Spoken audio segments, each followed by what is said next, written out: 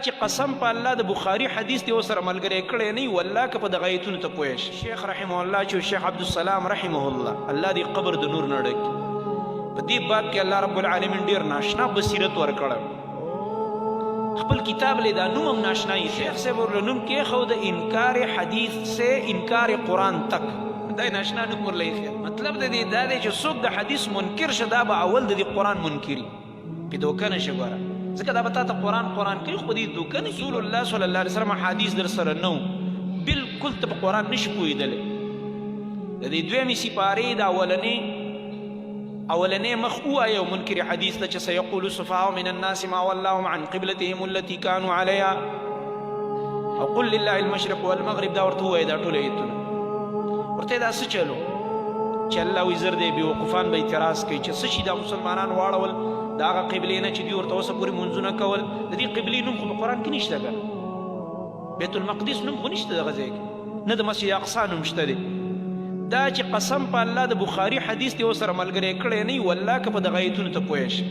دا خو صرف یو مثال وایو داسې قرآن کې ګڼ احکام دي په احکامو د قرآن د سره ته پوهېدی نه شي نه پې عمل کولی شي څو پورې چې ورسره حدیث ملګری نه کړي. دا خو په حدیث کې بیا ته تفصیلات ګوري چې نبی علیه السلام مدینې ته لاړو نو ابتدا کې 14 میاشتې بیت المقدس ته مونځ کولو خوښ یې دا وه چې دا کعبه دې قبله وګرځي او بیا الله ایتونه دا راولېږلو تحویل د قبلې دا حکم را نازل شي او بیا کعبه چې دې قبله وګرځېدله مستقل. دا خو حدیث چې ورسره ملګري نه کړي دا څنګه حل کېده ایتونه. دې وجې نه زموږ شیخ رحمه الله چې شیخ عبدالسلام رحمه الله الله دې قبر د نور نه ډک په دې باب کې الله رب العالمین ډېر ناشنا بصیرت ورکړی. خپل کتاب لی دا نوم هم ناشنایي خیر بل عالم څومره علماو چې په انکار حدیث کتابونه لیکلي داسې نوم یې وله نه دی ایښی. چا حجیت الحدیث نوم ایښی چا بل نوم ایښی دی چا فتنه انکار حدیث نوم ایښی دی چا بل نوم ایښی دی ورته ځکه په دې باب کې کتابونه ډېر شته الحمدلله موږ سره دي. چا آیین پرویزیت نوم ایښی اقبال کیلانی صاحب عبدالرحمن کیلانی صاحب. خو شیخ صاحب ورله نوم کېښود د انکار حدیث سے انکار قرآن تک دا ناشنا نوم ورله ایښی. مطلب د دې دا دی چې څوک د حدیث منکر شه دا به اول د دې قرآن منکري پې دوکه نه شه ګوره ځکه دا به تا ته قرآن کوي خو به دې دوکه نه کي ګوره ناشنا خبره ده. په دې قرآن ته نشي پوهېدلی د دې قرآن په احکامو ته عمل نشي کولی څو پورې چې د ورسره سنت او حدیث د نبي علیه السلام نه ملګری کړی. نه بل ورځ ما مردان کې ویل چې د الله بار بار د قرآن کې چې قیموا الصلاة منځ کوئ نو دا نبی علیه السلام په دې حکم عمل کړی که نه دی کړی؟ تاسو نه تپوس کوم نبی علیه السلام منځ کړی که نه دی کړی؟ الله ورته منځ وکوي لکه نبی علیه السلام او صحابه منځ نه کوو نعوذ بالله عمل یې پې نه کوو نو کړی دی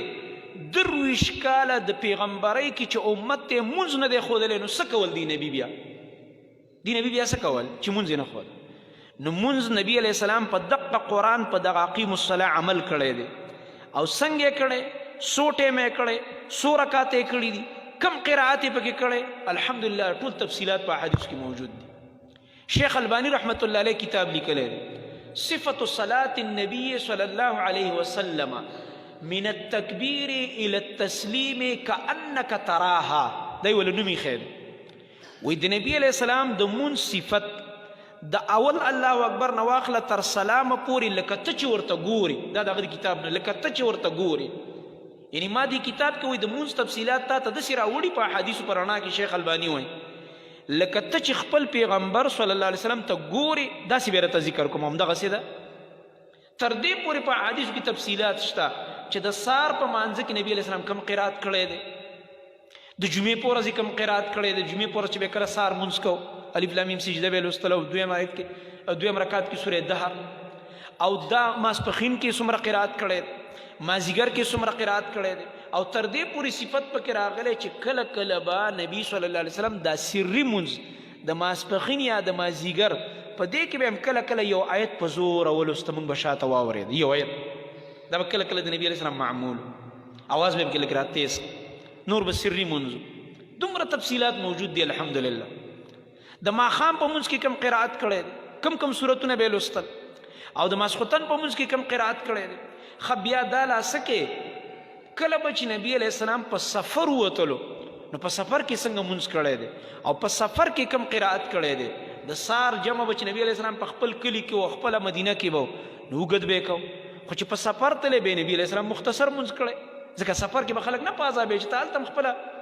د ځان نه خپله تقوا جوړی د ځان نه به خپلې تقواګانې نه جوړی نبی کریم صلی الله علیه وسلم په سفر کې د سار په مونځ کې اول رکعت کې قل اعوذ برب الفلق ویلی او په دې دویم کې قل اعوذ برب الناس ویلی دومره مختصر یې کړی د سار مونځ کله په سفر کې ځکه ملګرو ته تکلیف جوړیږي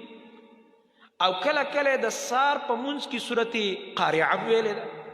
په اول رکعت کې ملقارعه او په دویم رکعت کې هم دغه دومره تفصیلات الحمدلله موجود دي په احادیثو کې نو دا چې ته احادیثو ته ور نشي د قرآن په احکامو نشي پوهېدی داسې زکات واخله داسې حج واخله داسې د روجې احکام واخله داسې ورپسې نور احکام واخله په دې باندې عمل نشي کېدلی بغیر د دې نه چې ته حدیث ته لاړ نشې نو دلته دې وجې نه ټول مفسرین والحکمه نه مراد دی سنت او احادیث د رسول الله صلی الله علیه وسلم سنت د نبی علیه الصلاة والسلام به ملګري کې د قرآن سره دا به یادې البته په دین باندې عمل کوونکی جوړیږي